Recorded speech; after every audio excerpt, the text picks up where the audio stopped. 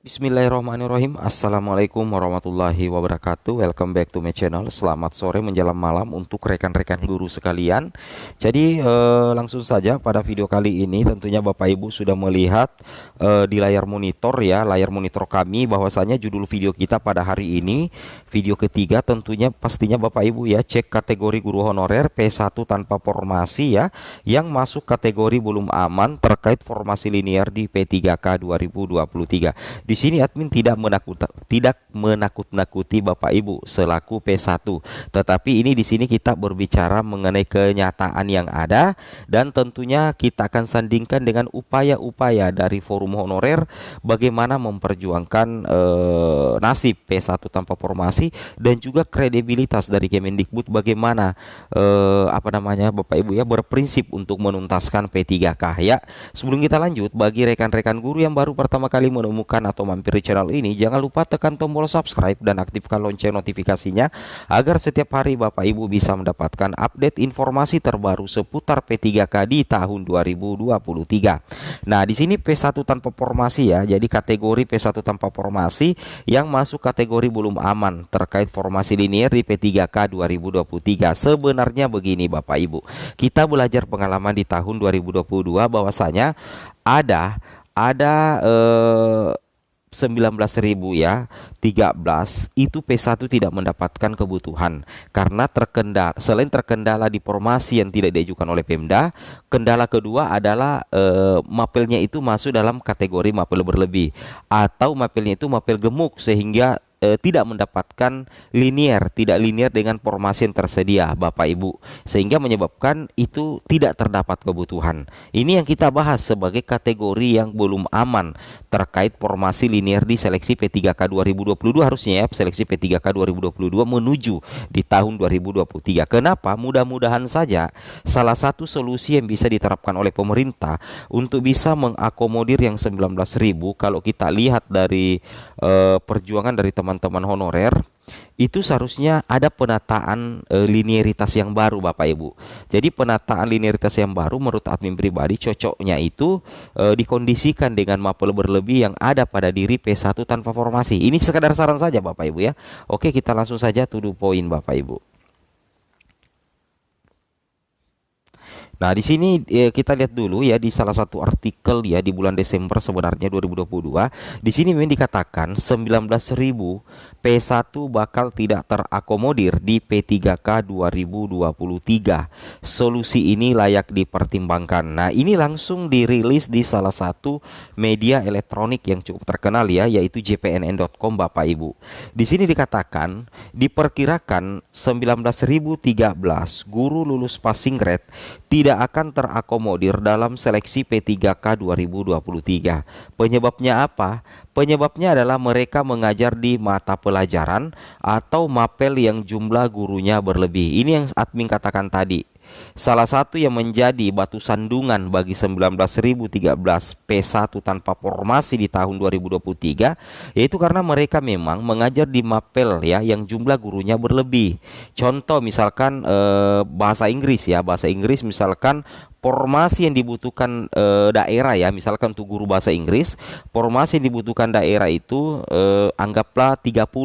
Tetapi jumlah pelamar yang berijazah bahasa Inggris itu ada sekitar 200. Sehingga pada saat diseleksi semuanya anggaplah banyak yang lulus PG, tetapi tetap tidak bisa diangkat karena memang mapelnya itu berlebih dari masuk dalam kategori mapel berlebih Bapak Ibu yang jumlah gurunya berlebih. Nah, itu yang menjadi salah satu faktor. Nah, menurut admin pribadi disesuaikan dengan pemaparan Ibu Asna bahwa sebenarnya untuk mengatasi 19.000 ini sebenarnya itu kita bisa adakan ya. Pemerintah harusnya mengadakan kembali penataan linearitas. Contoh bahasa Inggris ya. Banyak yang menginginkan agar bahasa Inggris itu linear di SD. Kalau misalkan bahasa Inggris linear di SD, itu sangat memungkinkan ya untuk mengurangi jumlah guru berlebih di 19.013 P1. Karena yang 19.000 P1 mereka punya hak Bapak Ibu untuk diangkat menjadi ASN karena memang sudah lolos PG. Ya, cuman persoalan formasi Bapak, linearitas ijazah ya. Nah, di sini katakan kondisi tersebut membuat guru lulus PG yang merupakan prioritas 1 P1 Gulana. Mereka sedih karena harus menelan pil pahit berkali-kali. Nah, kemudian kita lanjut lagi di sini.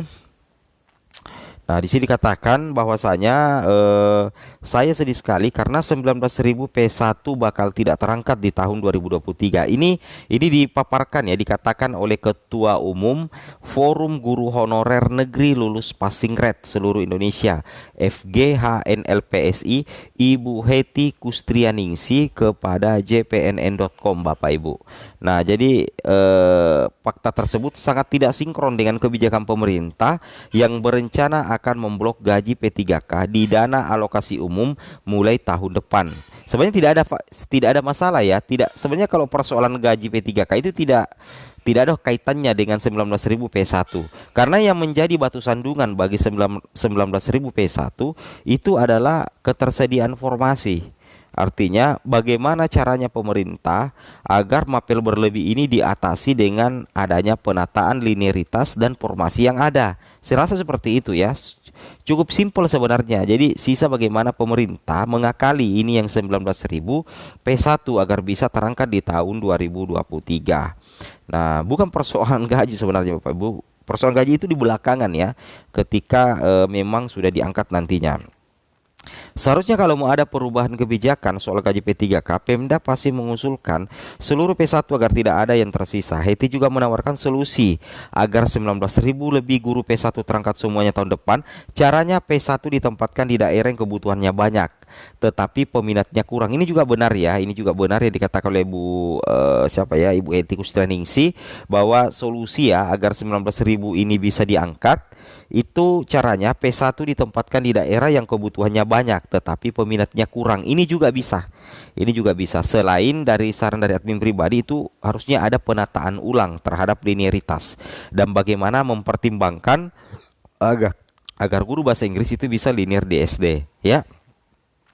Heti yakin Kementerian Pendidikan Riset dan Teknologi memiliki data daerah mana yang membutuhkan banyak guru ASN seperti itu. Kemudian di sini lagi dikatakan sebanyak 19.000 P1 itu bisa diberikan SK dari Kemendikbudristek, apalagi kan tahun depan gaji P3K akan dibuat spesifik ya. Betul sekali. Ibu Heti berharap perubahan mekanisme penyaluran gaji P3K tidak terlalu membebani Pemda. Contohnya Bapak Ibu ya, gaji pokok ditanggung APBN sedangkan tunjangan dari APBD. Oke ya, ini luar biasa.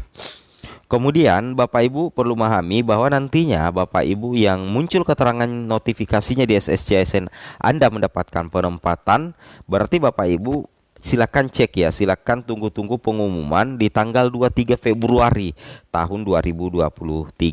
Begitu juga untuk P2 dan P3 sudah observasi ya. Intinya seperti itu, akan ada pengumuman di bulan depan ya. Bulan Februari maksudnya ya. Nah, kemudian yang seperti ini tampilannya, siap-siap ya, siap-siap ikut di P3K 2023 termasuk P1, P2, P3 ya. Oke. Kemudian di sini Bapak Ibu, ini intinya di sini kita bahas sedikit. Nah, kalau yang 127.000 ini kan sudah aman ya, sudah aman. Karena sisa menunggu pengangkatan ya. Ini P1 yang lolos mendapatkan penempatan di bulan Oktober 2022 ya, kalau tidak salah. Yang di akun SSCSC-nya itu mendapatkan penempatan, jadi sisa menunggu pengumuman bulan depan ya, tanggal 23, tanggal 2 Februari atau 3 Februari kalau jadwal tidak berubah. Nah, sedangkan yang 65.000 ini diupayakan dituntaskan di tahun 2023. Nah, ternyata dari 65.000 ini ada dibagi dua golongan lagi. Ada 46.941 guru honorer lolos PG yang sebenarnya terdapat kebutuhan, dan ada 19.013 yang tidak terdapat kebutuhan. Kalau yang ini 46.941 ini kan terdapat kebutuhan Bapak Ibu. Sisa koordinasi dengan Pemda untuk diangkat diseleksi di tahun 2023 karena ini memang aman, terdapat kebutuhan. Ini yang kurang aman 19.013. Nah, ini yang sama sekali belum ada titik terang secara khususnya. Maksudnya ya, apa solusi dari pemerintah untuk yang 19.000 ini? Ini belum ada. Yang dibahas oleh pemerintah itu masih bersifat umum, tapi yang bersifat spesifik untuk 19.013 ini belum ada informasi resminya atau minimal lah pemaparannya lewat media sosial sosial. Karena kita kan sekarang hidup di media sosial Bapak Ibu ya. Kita bebas untuk berpendapat sepanjang pendapat kita itu tidak mengandung unsur-unsur yang merugikan orang lain. Seperti itu ya. Oke, semoga bermanfaat. Assalamualaikum warahmatullahi wabarakatuh.